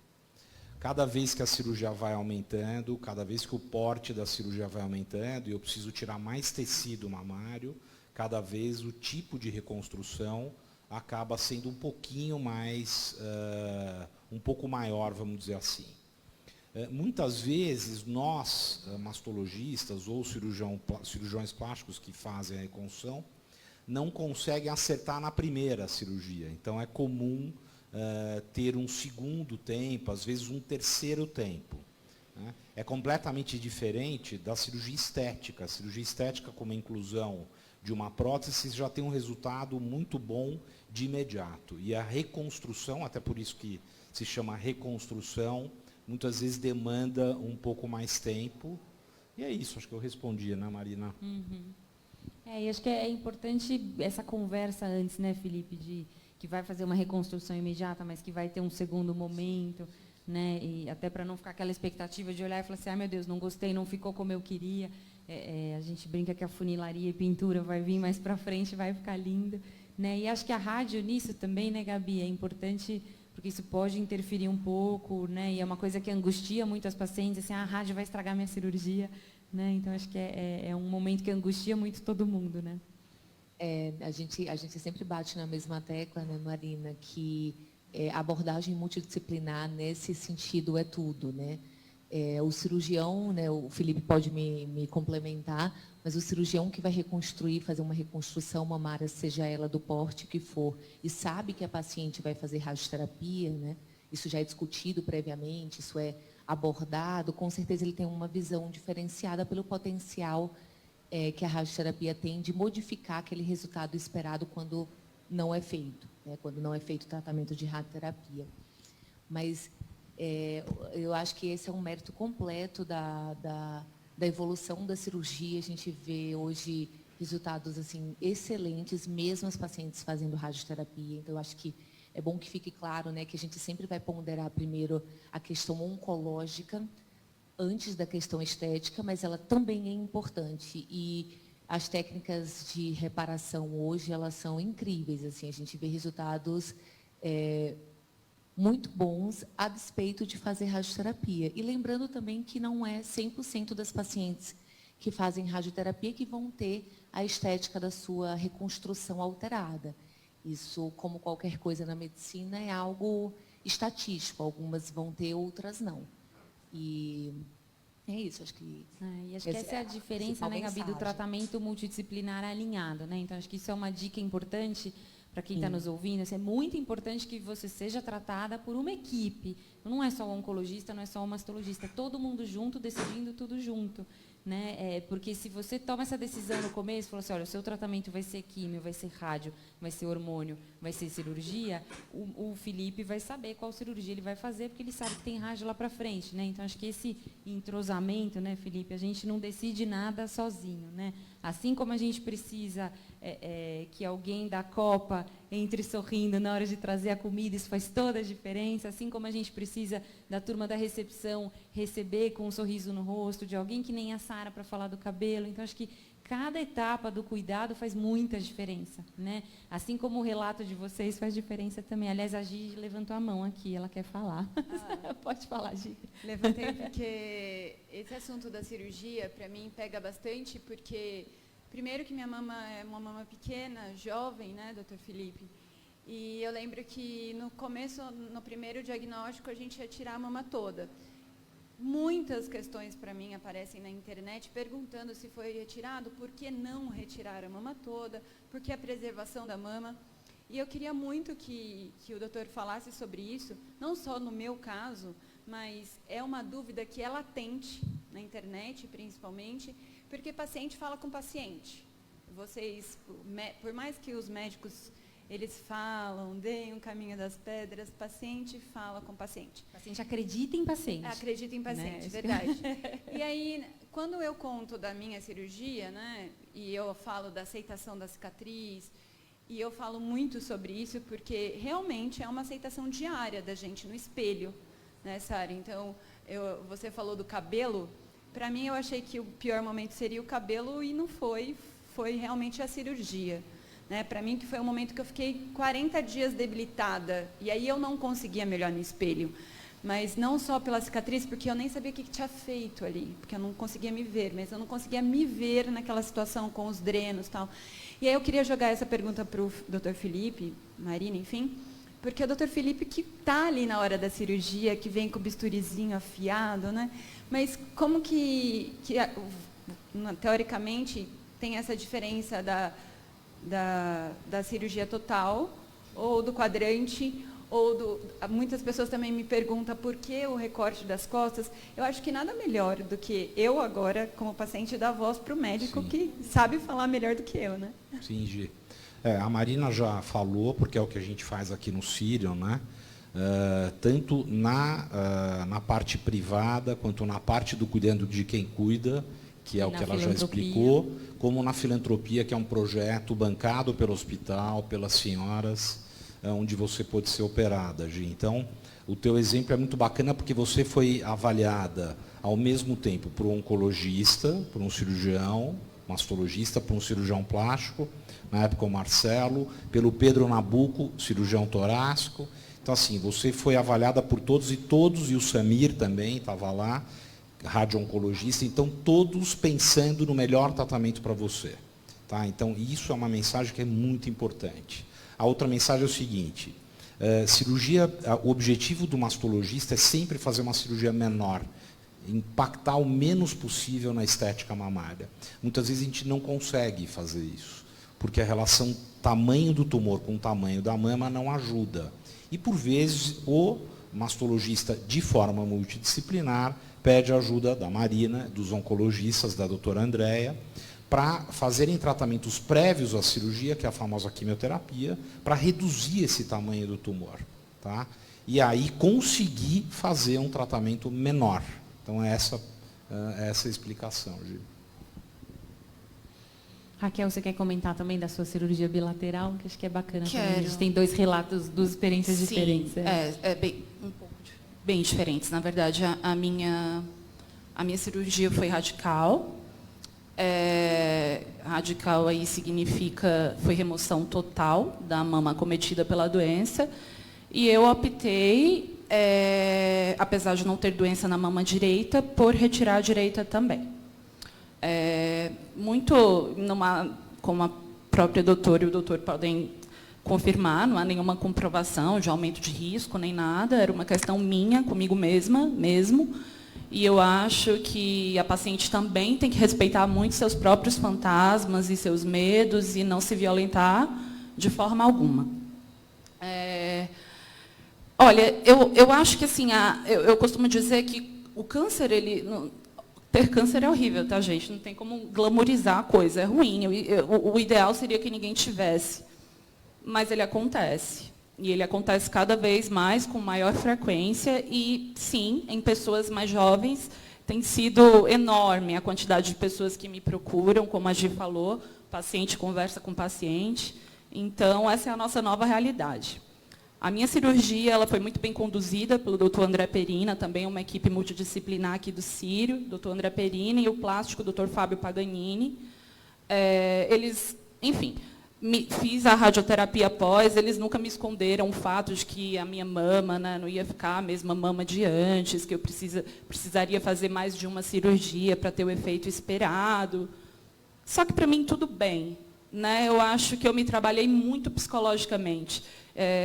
Como eu ia falar anteriormente, o câncer ele veio para mim no momento onde eu já estava um pouco mais confortável com quem eu era. Eu imagino que ele deve ser ainda mais doloroso para quem não tem esse privilégio. Né? Então, assim, uma série de privilégios me cercaram. O fato de ter tido condições de me tratar aqui, e isso eu levo no meu coração como um diferencial. Eu sei que muitas pessoas no nosso país não têm condições de ter um tratamento adequado, e isso me deixa profundamente triste. Então, eu sou muito grata pelo que eu tive. Isso já foi definitivo para como eu me sentia. E também o fato que a gente já vem batendo nessa tecla de eu me sentir confortável comigo, independente do que viesse. É isso aí. É isso. Tem mais uma pergunta, Felipe, sobre reconstrução, da Cafaela Nogueira. Ela pergunta o que é mais recomendado, a reconstrução mamária durante o tratamento ou o uso de prótese externa. Ela fala até mamas do amor, aquela prótese externa, sutiã de semente, esse tipo de coisa. Hoje, né, isso já está mais do que comprovado que você deve fazer a reconstrução no mesmo ato cirúrgico, onde você faz a retirada da mama ou uma retirada parcial. A única situação, né, Marina, que o mastologista, o oncologista, às vezes ficam um pouquinho mais reticentes, é quando a evolução do tratamento pré-operatório não é tão boa. Então, aquele tumor não reduziu tanto. Então, assim, talvez nessa seria a única situação onde nós esperaríamos um pouco e protelaríamos a reconstrução para um segundo momento. Mas eu penso que quase 100% dos casos hoje são reconstruídos de forma imediata. E acho que é importante, né, Felipe, falar um pouco assim, se você não está confortável, ouça uma outra opinião, converse com outras pessoas, assim como a gente também faz isso como médico, né? Quantas vezes, né, Felipe, Gabi, a gente fica na dúvida da melhor conduta e fala assim, olha, volta daqui a uns dias, eu vou levar o seu caso para uma reunião, vou discutir com todo o grupo e vou te dar uma resposta, porque eu também estou na dúvida. Né? Então, acho que esses questionamentos são super importantes. Né? Tem mais uma pergunta aqui sobre reconstrução, esse assunto sempre bomba. Por quanto tempo pode ficar com a prótese expansora? Tenho que trocar por uma prótese de silicone? Tem que trocar. Né? A prótese... É que nem catéter, gente. Pelo amor de Deus, aquele catéter que fica lá, porta-caixa para o resto da vida, tem que tirar. E tem uma diferença, Marina, não sei o que ela está falando exatamente. Existe uma prótese, que uma parte dela é um expansor, né? um elemento que ele aumenta o volume, ele vai aumentando a pele, e dentro e junto com ele tem uma parte de silicone. Então, esse dá para ficar. O expansor único, né, quer dizer, é um elemento que só expande a pele, né, ele só vai dilatando para, no momento seguinte, ser inserido um implante, esse não pode ficar, até porque ele vai gerar muito desconforto, uma pressão, e ele é muito duro. Né? Então, ela deve ser submetida a um segundo tempo para a colocação de uma prótese. E tem uma pergunta que vem de encontro com isso, que acho que a gente podia também pedir para a Gabi comentar, por que a rádio estraga, Gabi, a cirurgia. Né? Então, acho que essa questão da prótese e da rádio é uma coisa que traz bastante angústia. Né? A rádio leva um monte de culpa, queima, estraga, né, Gabi? Vocês têm as costas largas. É um tratamento, né? de fato, muito estigmatizado, que hoje está bem diferente, mas por décadas explicar que não queima ninguém. Um estigma em algumas partes injusto. Exatamente. Mas como é que é o nome da pessoa que perguntou, Marina? É a Andréia. Andréia, vamos lá, vou tentar responder de uma forma bem objetiva e clara.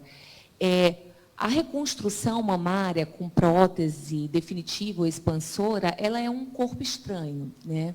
Toda vez que a gente tem um corpo estranho no corpo, o nosso organismo, ele vai ali tentar isolar aquele corpo estranho. E, em geral, se forma uma cápsula. Isso é normal. A radioterapia, ela é um tratamento local, né? Diferente da químio, diferente do hormônio, e que provoca no tecido que recebe radiação uma inflamação.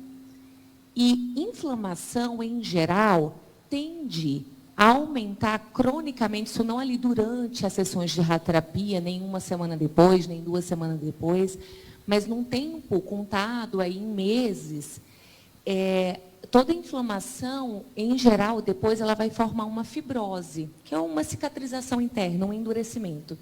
Isso tende a aumentar essa cápsula da prótese.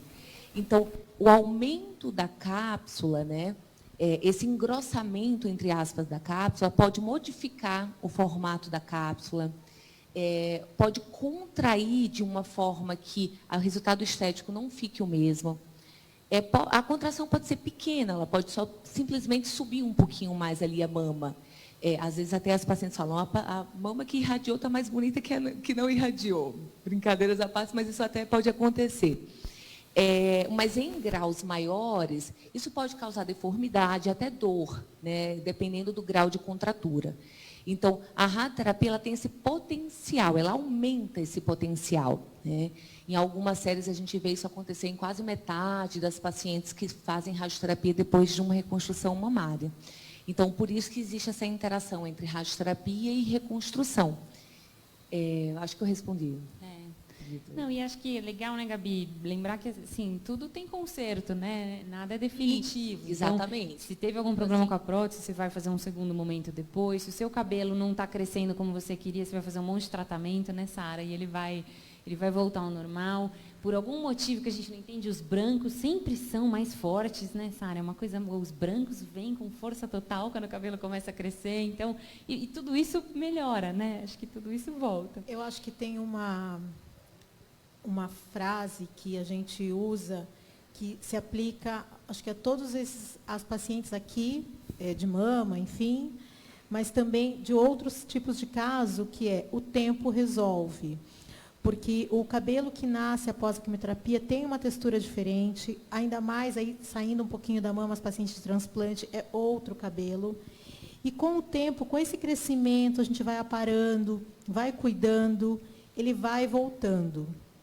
Eu acho que a mesma coisa a gente tem em relação àquela pergunta relacionada ao corpo, porque eu acho que os médicos podem falar isso muito melhor que eu aprendo com os médicos. Tem a desinfiltração de todo esse processo que a paciente passou por conta do tratamento. E tem uma coisa muito gostosa que a gente vê, e ontem aconteceu aqui no Centro de Oncologia, e agora com essa coisa da pandemia, a gente está com máscara, então a gente precisa se reconhecer, precisa de uns segundos para se reconhecer. É que eu revi uma paciente minha de dezembro de 2018, eu lembro ela no primeiro dia de quimio, assustada, o marido chorando, a família toda, lá, todo mundo assustado. E aí ela passando por todas as fases, o cabelo, no caso dela, a touca não segurou o cabelo, então ela na época ficou triste, enfim. E ontem eu a vi cabeluda, cacheada, assumida, porque antes ela fazia a escova e tal, o alisamento, e feliz. E aí eu falei, é uma página que vira. Porque quando a gente fala isso, a gente que fica nesse lugar aqui, que a gente observa e vê, a gente já viu alguns tratamentos passarem, é difícil para elas entenderem. Mas é muito bom quando tudo passa, que é a fase que vocês estão, e que a gente consegue juntos celebrar isso e falar, é uma página que vira. E eu acho que dá para fazer uma comparação com um livro, porque quando você lê uma página, você não esquece a anterior. E o livro ele só se faz quando você tem o conteúdo inteiro. Então, acho que eu tenho muito respeito, por mais que eu tenha experiência de vários tipos de casos, nunca estive nesse lugar. Mas, quando eu uso esse termo da página, eu quero dizer que, a cada momento do livro, até naqueles momentos chatos que você quer largar o livro, você vai compreendendo ele melhor. E depois que tudo passa, aí sim você consegue entender. Então, acho que a minha mensagem é essa, que você tem uma coisa muito difícil, que é o tempo. Não, e acho que tem um comentário aqui lindo, que a gente está caminhando aqui, infelizmente, para os nossos minutos finais. E eu queria pedir para cada uma das nossas pacientes dar uma mensagem final, mas para inspirar vocês e para deixar o coração quentinho, eu queria ler esse comentário da Célia Martins. Estava bem chateada. Essa live me deu um up. Ah, olha só como vocês são importantes. Então, vamos lá. Queria pedir para cada uma das nossas pacientes queridas darem uma mensagem para pacientes que nem a Célia, que estão lá chateadas e precisam de um up. Silvia, vamos lá? Célia, tudo vai passar. Né? Tudo passa. Né? Quando a gente está vivendo a situação, a gente acha que não vai passar nunca. Parece uma eternidade. Mas tudo tem um fim. Tá bom? Confia, tenha fé, acredita, persevera, lute e tudo passa. É isso aí. Vamos lá, turma de Brasília, para suas mensagens finais. Ieda. Então, para você e para as outras pacientes, pessoas que foram descobrir o câncer, estão nesse processo de luta, eu só tenho a dizer que você tenha coragem, fé, esperança, e se deixe renovar. Isso nada mais é do que uma capa velha que vai embora. E você vai renascer. E vai ser muito melhor. Porque agora você vai realmente valorizar as pequenas coisas da vida, os pequenos detalhes que às vezes a gente não tinha a percepção para eles, e que agora você vai ver a beleza nas mínimas coisas. É só você perseverar nesse tratamento, lutar, porque não permita que ninguém lhe diga que você não deva lutar, nem reagir. Essa decisão é sua, e a sua decisão tem que ser sim. Eu vou viver, eu vou lutar, eu vou ser feliz. É isso que eu te desejo. É isso aí. Edilene. Então, a minha mensagem é: não se preocupe, porque tudo é encaminhado da maneira correta. Na hora, aparecem as pessoas certas, o tratamento correto, o tratamento certo, aparecem anjos na sua vida e tudo vai se encaminhando. E durante o tratamento, não deixe as pessoas te colocarem para baixo, não, porque nós somos mais que vencedoras. Ninguém sabe como a gente fica depois de uma quimioterapia, mas a gente passa e passa bem, porque nós temos pessoas ao nosso redor que querem o nosso bem. E vá viver a cada momento, dê valor nas pequenas coisas, como a Ieda falou, porque tudo vale a pena. Tudo é muito amor. E muito obrigada a todo mundo, toda a equipe, todo mundo que me acompanha, que me acompanhou. E o que precisarem, nossos pacientes, nossos amigos, estão aqui para dar uma palavra amiga, um abraço, que é muito importante. Hoje não, por causa da pandemia, né? Mas quando a gente chega destruída, que a equipe vem com aquele sorriso imenso, te acolhendo.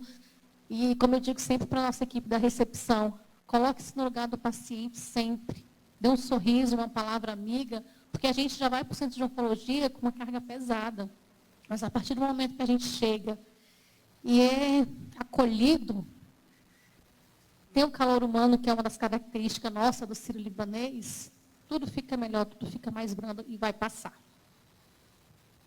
Isso é fundamental, né? Acho que ser recebido com um sorriso no rosto, assim que você entra na portaria, né? já tira. Mesmo que seja um sorriso atrás da máscara, né? Aquele olhinho fazendo assim, que dá para ver que você está sorrindo. Gi, suas mensagens. Bom, primeiro eu quero agradecer, né? É muito, muito, muito prazeroso voltar no lugar onde realmente você fez uma cirurgia gigantesca. E, como eu disse, foi um dos melhores e dos piores momentos. Então, primeiro eu agradeço e coloco sempre Deus acima de tudo. E, sim, a oportunidade de compartilhar, porque se não tivesse tido, se uma mulher lá atrás, porque esse movimento de Outubro Rosa, é bonito a gente falar sobre isso, ele tem uma história, né? Vieram de duas irmãs, veio do amor de duas irmãs, onde a Susan foi diagnosticada com 33 anos e veio a óbito com 36 anos. E a irmã dela, por amor, né, e decidiu combater o câncer, decidiu conscientizar as outras mulheres do câncer. E ela resolveu contar essa história. em 1990, ganhou peso em 1997. A cor rosa que todo mundo está usando hoje era a cor favorita, né, da Susan. E a Nancy quis homenagear ela numa corrida com um lacinho cor-de-rosa, simbolizando exatamente o amor que ela tinha pela irmã e para que ela nunca fosse esquecida. Chegou aqui no Brasil em 2002, 2003, esse movimento da gente iluminar, né, todas as coisas de rosa, e ele ganha um peso hoje gigantesco. A gente está no hospital, como sírio-libanês, podendo discutir autoestima, né, reconstrução mamária, com paciente, com voluntário. Então, assim, falando de filantropia, falando de um cuidado tão excelente da Sara, que eu não sabia que isso existia aqui, né, que é um cuidado que eu acredito que isso tem que ser referência para os outros hospitais. Então, lembrar que toda essa movimentação rosa começou com amor, né? Então, quando a gente fala de aceitação, quando a gente fala de carinho, a gente tem que ver naquele momento que você está péssima, que o chão caiu, que todo mundo tem esse relato, que você vai sobreviver a tudo isso. Focar uma coisa de cada vez, um momento de cada vez, e se olhar com amor. Porque a autoestima, para mim, ela é um estado de espírito. Então, às vezes, você precisa forçar ela. Às vezes é necessário você se maquiar, às vezes é necessário você se olhar no espelho de uma forma diferente e até se olhar com amor. Então, lembrando do amor das duas irmãs lá de trás, em 2020, no meio de uma pandemia, a gente está falando novamente de amor e a gente está, mais uma vez, desmistificando um pouquinho mais e levando essa mensagem, né, que foi construída na década passada, agora, aí adiante. Então, eu fecho meu depoimento com muito amor por todos os meus médicos, por esse hospital e por todas as pessoas que eu compartilho diariamente, tanto a minha vida de paciente e de modelo. Obrigada. Obrigada. Raquel? Bem, eu faço coro ao que foi dito por todas. A minha mensagem para quem está vivendo isso, ou para quem tem alguém amado que está enfrentando isso, você é forte, muito mais do que você pensa. Isso não é clichê. Enquanto pessoas, eu acho que a nossa capacidade de sobreviver e de querer viver nos diferencia. Você precisa usar a sua força, o máximo da sua força, sempre. Não se deixe rotular, não se deixe estigmatizar, não se deixe limitar. Não é o fim. A sua vida não acabou, a sua vida não vai acabar. A medicina está trabalhando para isso, cada vez mais com sucesso. Graças a Deus. Fique firme e se dê tempo. Vai passar. Ai, que lindo. Não sei se vocês estão sentindo, mas eu acho que esse jardim aqui realmente hoje está cheio de amor, está uma delícia isso aqui. Acho que a gente poderia ficar horas ouvindo cada uma dessas histórias. Então, para encerrar, eu queria agradecer muito de coração cada uma de vocês que teve a coragem de vir aqui, de contar a sua história. Eu sei o quanto isso não é fácil, né, para a turma de Brasília. Eu sei o quanto isso é difícil, você abrir, você se expor, mas acho que vocês têm um papel fundamental para as nossas pacientes, né? Lembrando que essa live vai ficar gravada, assim como todos os outros conteúdos que a gente fez esse mês com todo carinho, aí com a nossa turma de experts que está aqui por trás. E a gente teve de tudo, né? Lembrando que a gente falou de rastreamento para quem não tem câncer, a gente falou de tratamento, a gente falou de doença metastática, acho que é uma parte super importante do Outubro Rosa, são as pacientes que convivem com doença crônica, e como isso hoje mudou totalmente, é uma paciente que tem uma vida praticamente normal, que não tem estigma nenhum, né? Acho que o câncer de mama metastático hoje é uma doença crônica com a qual se convive muito bem, obrigada, né? E hoje a gente falou de amor, a gente falou de vida, de qualidade de vida, de superação, e eu espero que essa mensagem tenha chegado tão gostosa quanto estava aqui, esse clima aqui para a gente, né? E como minha mensagem final, eu queria pedir para vocês que se cuidem, né? Acho que a pandemia trouxe uma coisa muito forte de sobrecarga para a mulher, né? E eu posso dizer com toda a propriedade, que eu sou mãe de 3 meninos, assim, a gente realmente está trabalhando demais, a gente está fazendo 10 mil coisas ao mesmo tempo. Essa é uma característica feminina, a gente cuida de todo mundo, a gente cuida de tudo, mas a gente precisa se cuidar, a gente precisa se amar. Se a gente não cuida do nosso corpo e não ama o nosso corpo, ninguém vai fazer isso pela gente. Então, se você ainda não fez seus exames, faça. Se você está enfrentando um tratamento, vamos embora. Está todo mundo aqui para te ajudar. E toda essa mulherada aqui, se você procurar no Instagram, elas vão te dar um monte de mensagem bacana, linda. E é isso, pessoal. Muito obrigada para todos que nos acompanharam. Muito obrigada para todos que estiveram aqui com a gente hoje. E boa noite para todo mundo. Boa noite. Boa noite. Boa noite, pessoal.